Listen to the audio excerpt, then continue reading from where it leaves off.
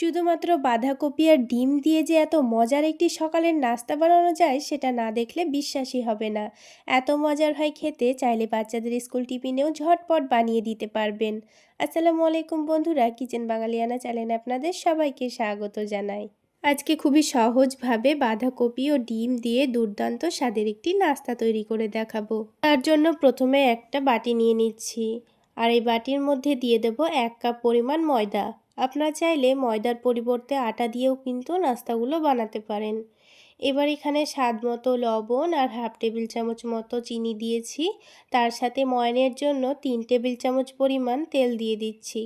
আপনারা চাইলে তেলের পরিবর্তে ঘি দিয়েও ময়ানটা দিয়ে নিতে পারেন। এবার ময়দার সঙ্গে তেলটাকে একটু হাত দিয়ে ভালোভাবে ডলে ডলে মিশিয়ে নিচ্ছি।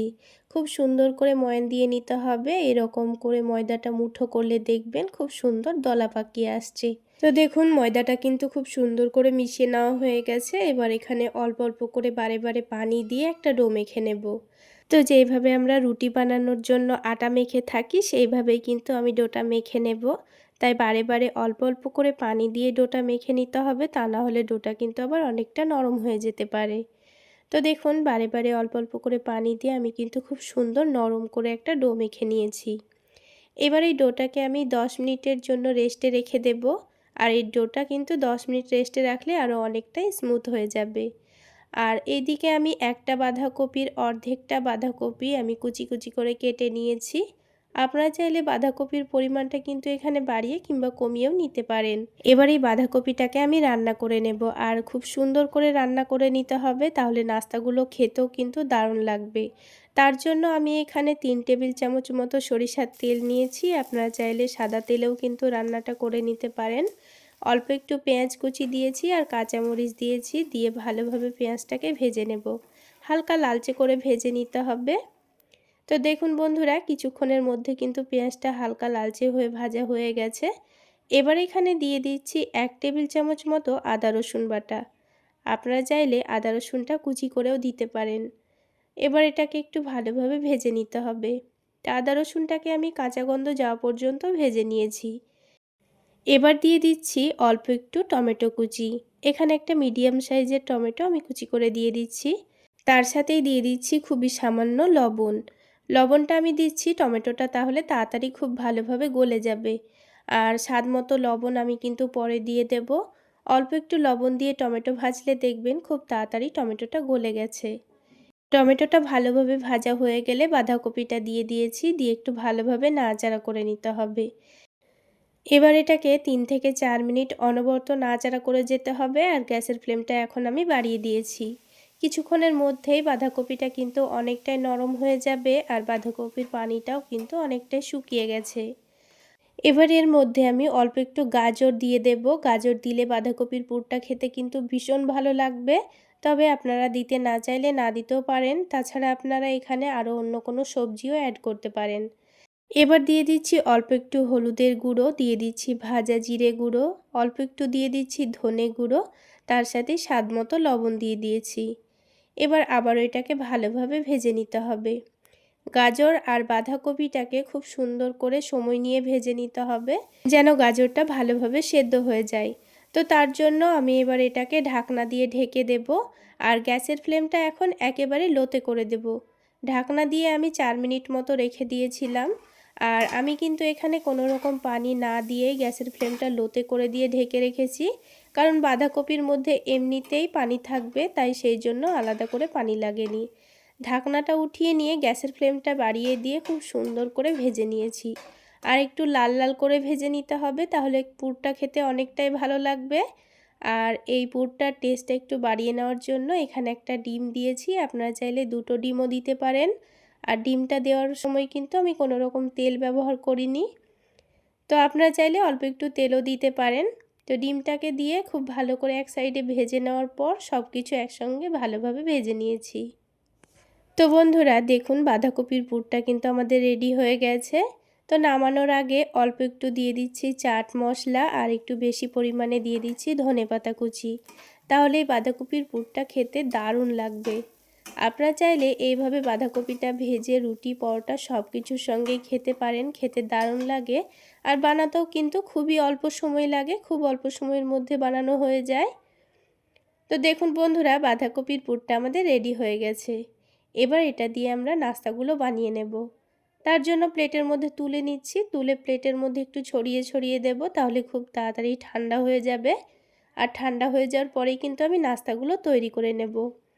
তো আরও একটা কাজ আমি রেডি করে নেব। একটা বাটির মধ্যে আমি একটা ডিম ভেঙে নিচ্ছি। তো ডিমের মধ্যে সামান্য পরিমাণ লবণ আর মরিচের গুঁড়ো দিয়ে দেব। এবার একটা কাঁটা চামচের সাহায্যে ডিমটাকে ভালোভাবে ফেটিয়ে নেব। খুব সুন্দর করে ফেটিয়ে নিতে হবে যেন গুঁড়ো মশলাগুলো ভালোভাবে মিশে যায়। ডিমটাকে এক সাইডে রেখে দিয়েছি আর এইদিকে 10 মিনিট মতো হয়েও গেছে। আর ডোটাও দেখুন আগের থেকে অনেকটাই নরম হয়ে গেছে। তো ডোটাকে একটু ভালোভাবে মেখে নিতে হবে। ডোটা মেখে কিছুক্ষণ রেস্টে রাখলে দেখবেন পরে মাখলে ডোটা এমনিতেই কিন্তু অনেকটাই সফট হয়ে যায়। তো খুব সুন্দর করে ডোটা আবারও আমি মেখে নিয়েছি আর দেখুন কত সুন্দর স্মুথ হয়ে গেছে। এবার এই ডোটা থেকে আমি ছোট ছোট করে লেচি কেটে নেব। যেহেতু আমি নাস্তাগুলো খুবই ছোট করে বানাবো, তাই কিন্তু ছোট ছোট করে লেচিগুলো কেটে নিচ্ছি। আপনারা আপনাদের পছন্দ মতো লেচিগুলো কেটে নেবেন। এবার পাতলা পাতলা করে রুটি বেলে নিতে হবে। তো আমি ময়দা ছড়িয়ে দিয়ে রুটিগুলো বেলে নিচ্ছি। আপনারা চাইলে তেল দিয়েও কিন্তু রুটিগুলো বেলতে পারেন। তো দেখুন বন্ধুরা, খুবই পাতলা করে আমি রুটিটা বেলেছি, রুটিটা যেন একটুও মোটা না হয়। তো এরকম পাতলা করে রুটিটা বেলে নিতে হবে। এবার এখানে চারিদিকে অল্প করে একটু পানি দিয়ে দেব। রুটির চারিদিকে খুব সুন্দর করে একটু পানি লাগিয়ে দিলে নাস্তাগুলো তৈরি করতে খুবই সুবিধা হয়। আর দেখুন বাঁধাকপির পুরটাও ঠান্ডা হয়ে গেছে। তো এখান থেকে আমি 1 চামচ মতো নিয়ে এবার এই রুটির মধ্যে জায়গাটায় রেখে দিচ্ছি। তারপরে রুটির চারিদিকটা এইভাবে করে ভাঁজ করে করে খুব সুন্দর করে মুড়ে নিতে হবে। আর পানি দেওয়ার কারণে কিন্তু খুব সুন্দর এটা সেটে যাবে। ভাজার সময় কিন্তু একটুও খুলে খুলে যাবে না। তো এটা আপনারা আপনাদের সুবিধা মতো করে নেবেন।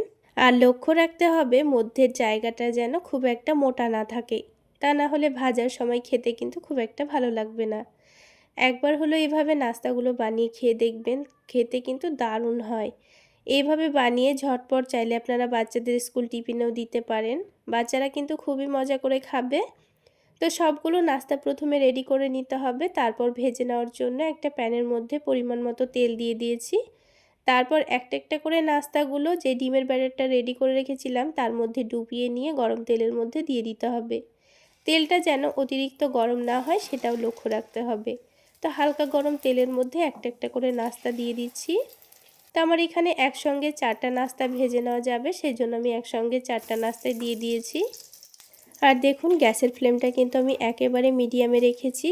আর মিডিয়ামে রেখেই কিন্তু নাস্তাগুলো ভাজতে হবে, তা না হলে কিন্তু ডিমটা পুড়ে যাবে, আবার নাস্তার ভেতরটা কিন্তু কাঁচাই থেকে যাবে। তো নাস্তাগুলোকে আমি উল্টে পাল্টে ভেজে নিচ্ছি। আর খুব সুন্দর কালার চলে আসলে তুলে নেব। আর কিছুক্ষণের মধ্যেই দেখবেন সবগুলো নাস্তায় ফুলকো তৈরি হয়ে যাবে।